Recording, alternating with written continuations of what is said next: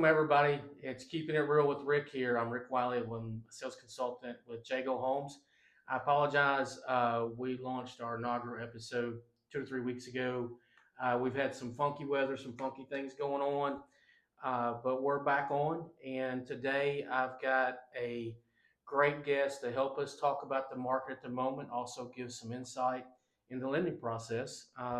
Michelle Fisher. Welcome, Michelle. Thank you. Thank you for having me, Rick. Oh, you're welcome. She is brings with her a lot of knowledge and experience in the lending market, so it makes her a great person to walk through the current landscape of mortgage lending and any questions that may come up. And we're going to dive in and talk about the things that are most relevant in the market right now to home buyers. It's beautiful weather outside, so that hope that is inviting the people to get out, come look at houses, and make that improvement in your life to buy a new home. So some things we're going to talk about are loan options, credit scores, and how to navigate the process. So again, welcome to the show. So awesome, excited to have you here today. So tell us a little bit about yourself and your background in mortgage lending. Yeah, thanks, Rick.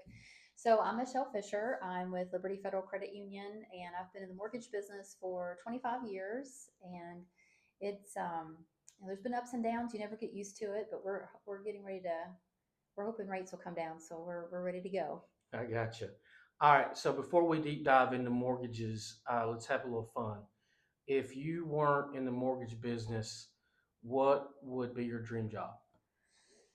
Ah, well, I think I would probably be a horse trainer.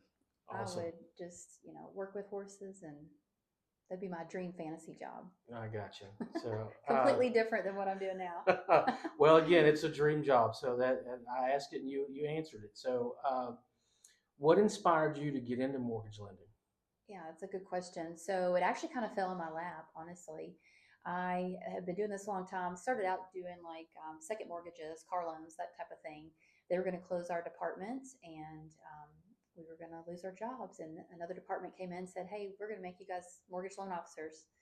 And it just the journey began there. And just once you've been in mortgages, I find it's kind of hard to get that out of your blood. You're just kind of like in your DNA. You're just part of the mortgage world. It's hard to leave.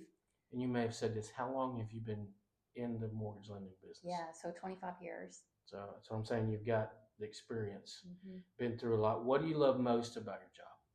Just helping people just start the next part of their journey and accomplishing something that sometimes people don't even think they can do, which is home ownership. So being able to go along with them and help them accomplish that, show them what's possible, is just it's very rewarding. Good. Along those lines, can you share a memorable story where you helped a home buyer secure their dream home? Yeah, there's probably lots of stories, but one that stands out where I work now, we currently give $500 gift cards at closing, depending on how much you're financing. There's some other caveats to that, but a lot of times the new homeowners don't know that we're going to give that gift card, and so once they That's get cool. it, just it's just they're so thankful.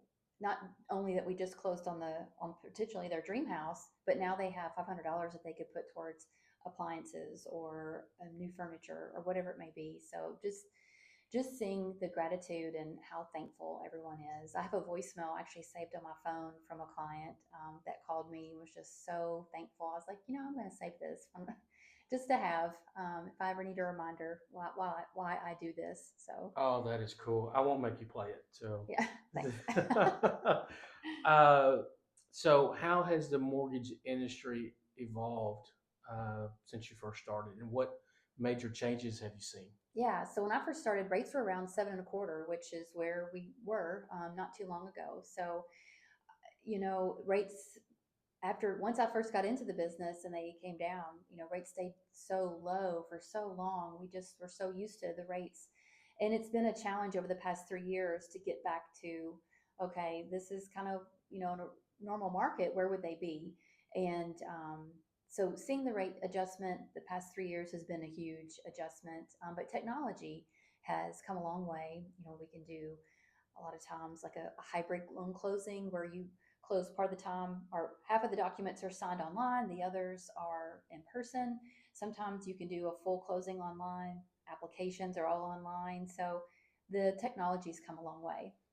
I know that from my experience as a realtor and here now that when I send somebody to a lender, when I tell them that, hey, if you've got your info, you can go to this portal, upload it, they'll give you an answer in a few hours. They're blown away. It's like, Mm-hmm. oh, they're especially folks that have maybe bought homes in the past and went Mm-hmm. through longer processes. It would take maybe a day or two or Mm-hmm. longer. Right. Now it's like It's pretty almost instant. quick. Yeah, especially, and it'll depend on their income situation if there's more docs to review, because that's the other thing too. Really thoroughly review everything through the process to make sure they're truly pre-approved, not just based on credit, but also based on income. I got you. So let's dig in to some market at the moment things. So the big question right now is what's happening in the mortgage world right now? Are rates trending up, down, or staying steady? Yeah. So the good news is right now, where we are today, rates have come down just a little bit. So the month of February, we started to see them trend down a little bit. And basically, things have kind of, everybody was waiting for the election to end. What are rates going to do? Mm-hmm. So I feel like that's kind of past us. And now investors are kind of seeing that the stock market may be a little more risky. And when they feel that way, they start to put more investments in the bond market, specifically the mortgage backed securities, so the mortgage bonds. So when clients, investors start to invest more in the bonds, it drives those or pushes those prices up.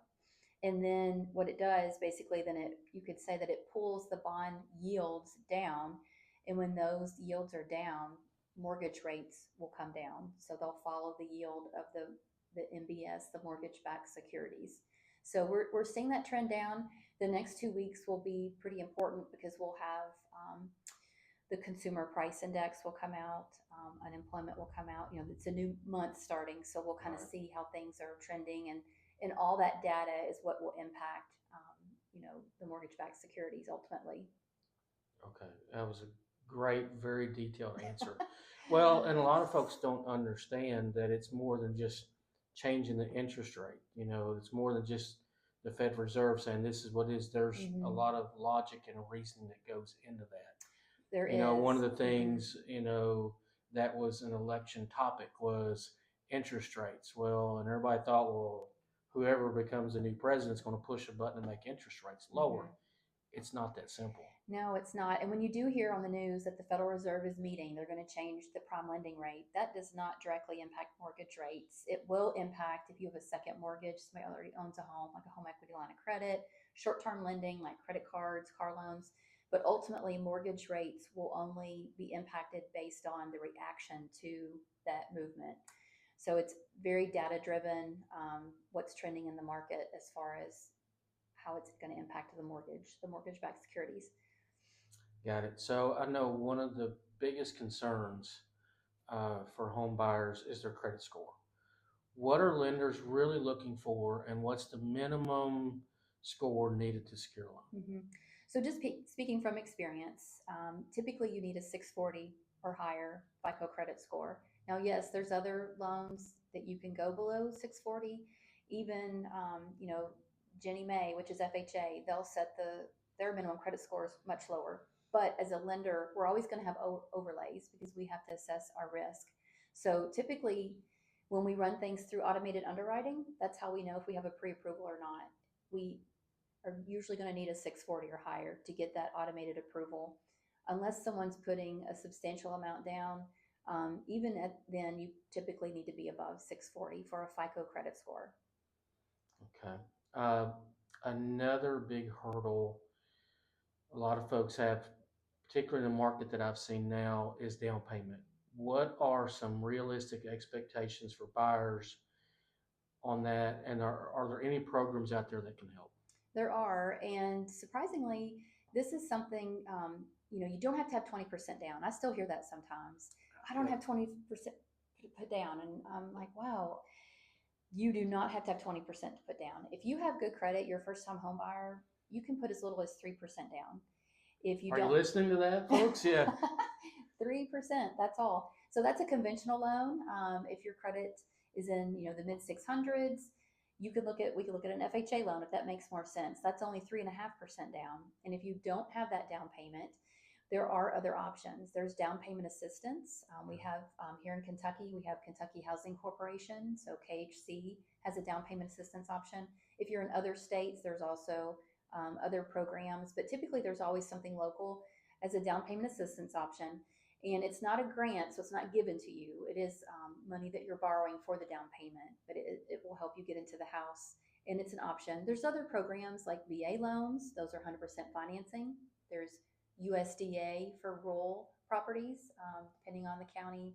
There are income limits. So there are different criteria for each type of loan. So you just have to have a trusted lender that can assess the situation and see what fits best for you. Gotcha. Now, one of the things that um, I've seen that's kind of popped out recently is there's some grant, and again, forgive me, I don't know all the details. I actually just saw it on a billboard and on Facebook, something about some $20,000 grant that folks could be eligible for. What are the details on that? Yeah, so a grant is that it's a grant. So it's money that's given. It's 20 up to $20,000 that can go towards the down payment, closing costs, whatever you need it to be. The catch to that is it is geared towards low income. So anyone that's applying for that grant, you do have to be you have to be 80% below the median income for that area. And of course, you may not know what that is. That's why your lender can check on that for you. But those grant programs are geared towards low income. So there's a very specific criteria to qualify for that. Okay, thanks for sharing. That helps me. Mm-hmm. I just saw it and I had someone ask me about it. I'm like, I don't know. So that answers my question. I'm more educated now. Yeah, it's a great program. It's just not everybody will qualify for it. I got you. And also the lender that's participating in the grant or bond program, they have limited funds too. So it's again not for everybody. They only have a certain amount of loans that they could do, but it is great if you qualify for it. Right. So, all right. So, what are some of the biggest mistakes that you see buyers make when applying for a mortgage, and how can they avoid those? Yeah. So that's another good question. Something that people do once you get a house under contract, they get really excited. They want to go, get new furniture. Or they want to get things lined up for once you close on the house. And we always advise: do not open any new credit. Don't open any new credit once you're in the loan process. Even if you're thinking about buying a house, like don't go buy a car. Don't do any of those things. Just wait till the house closes. If you can wait. Obviously, there's certain circumstances where you can't, but if you can wait, do that. If you need to change jobs before you apply, that's fine. Just, maybe talk to your trusted loan advisor, your loan officer about all that situation. But once you're in the process, don't change jobs. Don't just. Yes, I have seen that as a realtor that about a week before closing, they change jobs, and it just really threw a curveball. It can, and it could potentially keep you from qualifying for the loan. So I like to think of it this way: that you're like in a holding pattern. So if you there's nothing intentionally they did. They thought they were doing. They were. Oh, sure.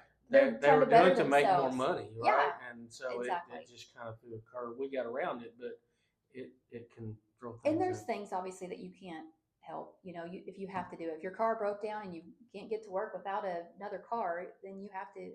There's things that you may have to do. So it's all situational, but yeah, that's just something you want to definitely discuss with your loan officer. Make sure you're talking about all those things.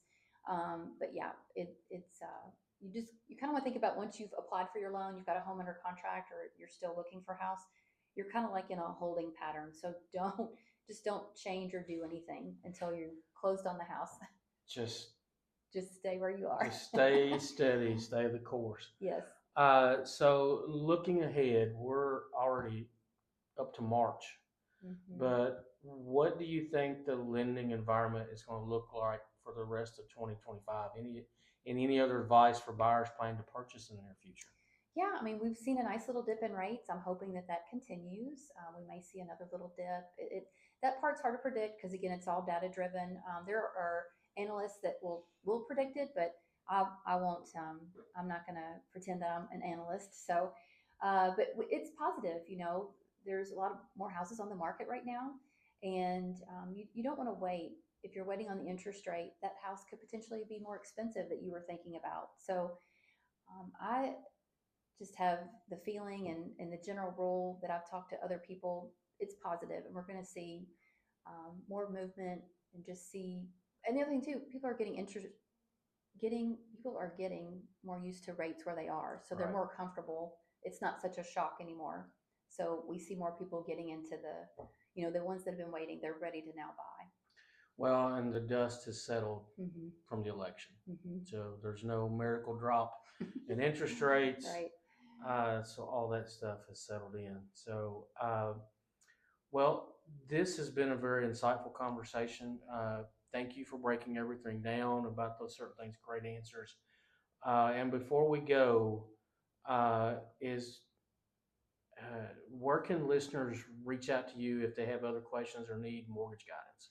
Yeah, you're welcome to reach out to me. I always work with my cell phone. It's 270-799-2294, or you can find me on Instagram, Facebook, Michelle Fisher Mortgage, and I'm at Liberty Federal Credit Union. So you can find me multiple ways. Awesome. Thank you. And to all our listeners and followers, if you found this episode helpful, then be sure to like, subscribe, and share the others. We'll have more expert guests from the real estate world. And also, I want to plug and play some other folks that keep this entertaining. Again, this has been Keeping It Real with Rick. Thank you, Michelle. Thank you for those tuning Thank in. you, Rick. Have a great day.